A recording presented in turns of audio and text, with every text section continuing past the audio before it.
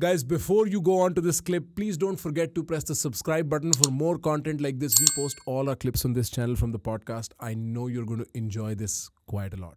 There is also fashionably, and even if it's not media fashion, it's like मैं कहीं खाना खाने गया यार ये नहीं I don't want carbs, or the opposite which was more prevalent 10 years ago, oh I don't want fats. And carbs versus fats is this eternal sort of nutritional battle that people play out in their head, right?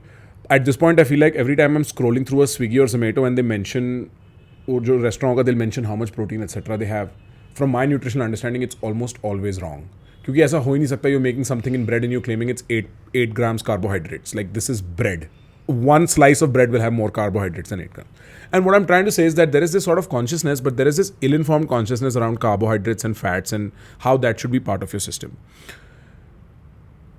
Which one is better? Because also there is fat-based diets and carb-based diets. No, like how does one see this matrix, carbs and fats? I get this question being asked to me by all celebrities when they sign up. Mm-hmm. So I've got another film star signing up, and last week he asked me the same question. Which diet do you think I should follow?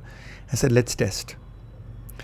And the reason I say this is not because I want to do the diagnostic testing, but I've come to the logical conclusion that when I put a CGM device, a continuous glucose monitor on my arm, I don't have diabetes. Right.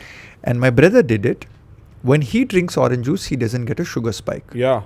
When I drink orange juice, I get a sugar spike. Right. Same genes, Right. same culture, Right. same background, brothers. He's allergic to orange juice. I'm not allergic to orange juice. But I get the sugar spike when I have the orange juice. So what am I trying to communicate? Every individual is bio-individual. Right.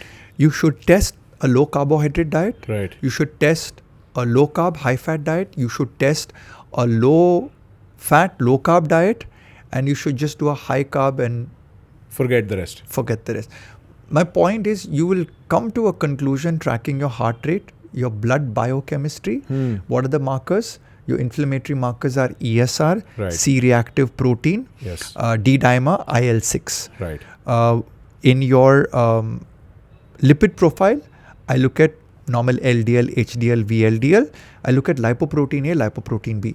If you're in the West, we can look at the nanomer construct of the particle size of the cholesterol, which is actually what we should be looking at. Right. And I also look at your vitamin and mineral profile. Right. So for example, when you change the diet, when I do a moderate carbohydrate and protein that is 1.5 grams, my entire blood chemistry is perfect. The moment I try and do low carb and high protein and high fat, my vitamin profiles goes for askew. I don't understand the mechanisms, but I'm looking at the outcome. So people should base their dietary strategies based on a little bit of self-testing on themselves. Sure. And the problem is nobody has the time to do it, but slowly with all of the apps and these diet planning apps and all, and Healthify Me and MyFitnessPal and Gabbit and all of these brands that are coming out here in India, they're able to give people a self-help methodology check. Yep. So people then come in and say, I did ketogenic and I got this result. Now all of his friends around are thinking like, I don't have the time to do this testing that this guy did, which is the self-help food diary and trial and error and going discipline for 90 days. So they follow that person. Right. Exactly. And out of 10 friends, 4 or 5 will be successful in that. So they become part of that Cult. Okay. It is like that, you know. And so I say full power to friends that are coming together. In fact, there was this survey done that if the organization gives more fruits, the productivity of the employees goes up. If you're surrounded by more productive employees who work out in the gym in an office, More people get healthy. the productivity in the office increases. Yeah. Right? Absenteeism goes down and all. So I think sometimes when you have these cult followings, but you're not really sure of the health following, it still works. Why does it still work? It's like religion. Yeah, it's mimetic. It's like religion. Some people are born into a religion.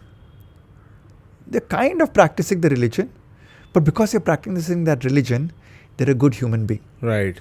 vis-a-vis somebody doing no religion at all. Right. I'm not saying about God exists or doesn't exist.